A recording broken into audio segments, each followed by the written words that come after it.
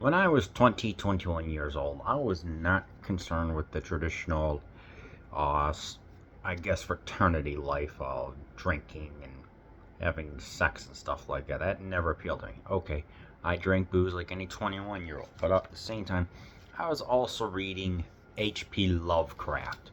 Very specifically, Call of Cthulhu, Colors Out of Space, At the Mountains of Madness, and I know I'm missing some other one. Hang on. Herbert West Reanimator, and one called The Curious Case of Charles Dexter Ward. Very specifically, it was for this movie right here, The Haunted Palace. Now, this one's interesting. About 110 years ago, prior to Charles Dexter Ward arriving to claim his inheritance, a house, a man named Joseph was practicing black magic, trying to revive the gods of old, Yog-Sothoth, Niarkal, and Cthulhu. He's a warlock. He does not care about you. He is willing to do whatever is required to summon the older gods that reigned a long, long time ago. And when his descendant, both portrayed by Vincent Price in a dual role, which I liked, just to go to show his great acting ability. He becomes enamored with his great-great-grandfather's painting, and as a result of this painting, they both it's like it's fighting to inhabit this body. And of course, he's also got his two assistants. I forgot the lady's name, and a person named Simon, played by Lon Chaney Jr. Yes, and of course this is directed by Roger Corman. So that is a combination right there. I mean, it's just, for 1963, this is just absolutely great. It's just, this movie is good overall. I enjoyed this one, but I also kept in mind some stuff. This was a plot is paper thin. It's pretty much everything that you would see, using the Necronomicon, the Book of the Dead, to revive these extremely tall elder gods that ruled the planet centuries ago, and the older family member trying to overtake his younger family member. You've seen this time and time again, so it does play on those tropes, but it's done entertainingly enough to where it feels conventional, not cliched, but it works here well because of the duality that Vincent Price brings. And he is on screen a good amount. I like, how he portrays between the naive, slightly naive grandson and the truly over the top warlock that is the great-great-grandfather. And yeah, and of course, with all Roger Corman movies, yes, it is shot on a limited budget. We cannot repudiate that, deny the truth of. Simultaneously, he knows how to create atmosphere. It's like at first when when Charles arrives and his wife Anne. It's like they go into town. It kind of play, like I said, it plays to the conventions of there's a stranger in town. They do the lateral tracking shot of everyone looking at the stranger in town, like, what are you doing here?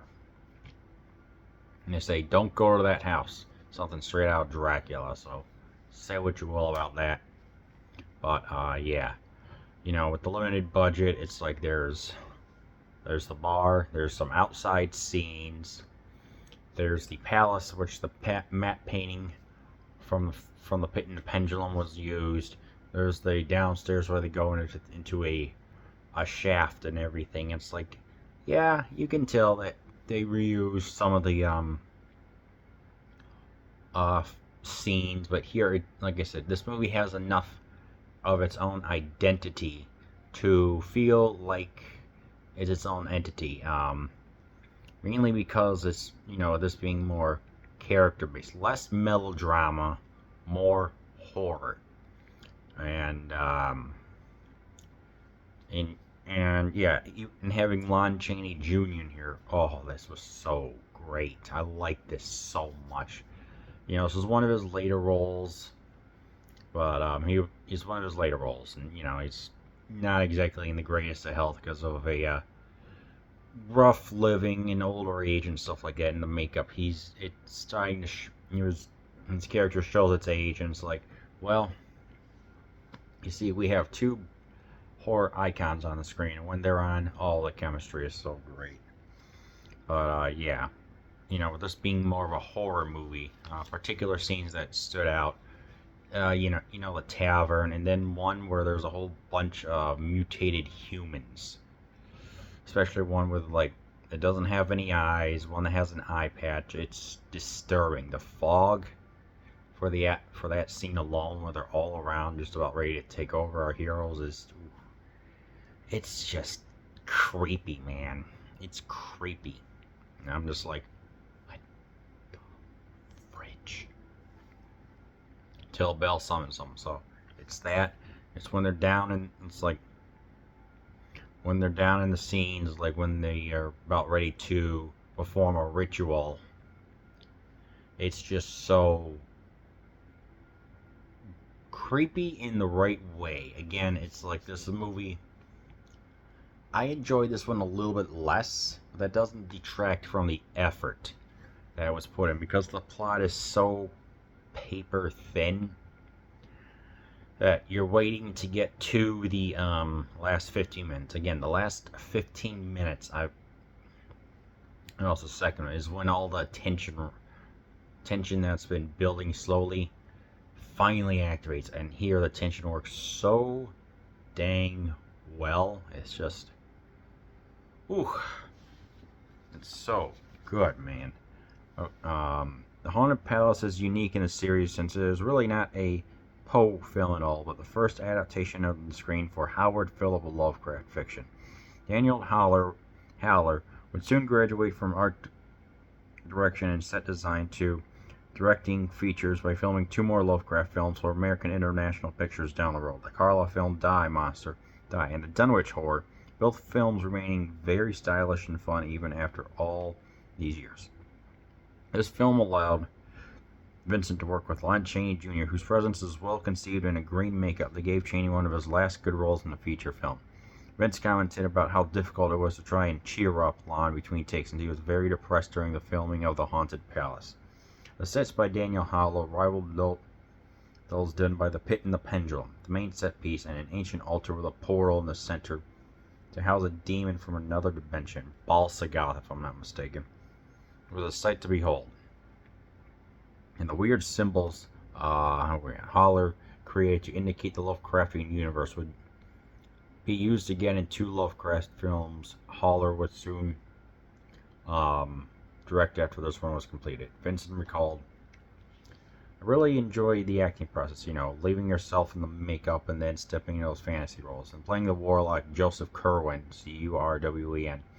I had some real help from the makeup man, Ted Kudley, who created a green skin tone, which also hardened my face a bit, especially with around the eyes and mouth. This allowed me to develop the character as Curwen, who was ruthless and cruel. I certainly got in a character while wearing such a ghoulish makeup. Poor Lon Chaney Jr. had to stay in that makeup throughout filming. I recall the young woman, Kathy Merchant, who played my mistress in the film, causing me no end of amusement.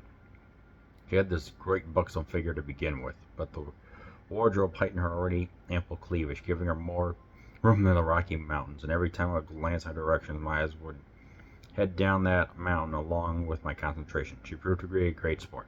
I kidded her once that she remarked that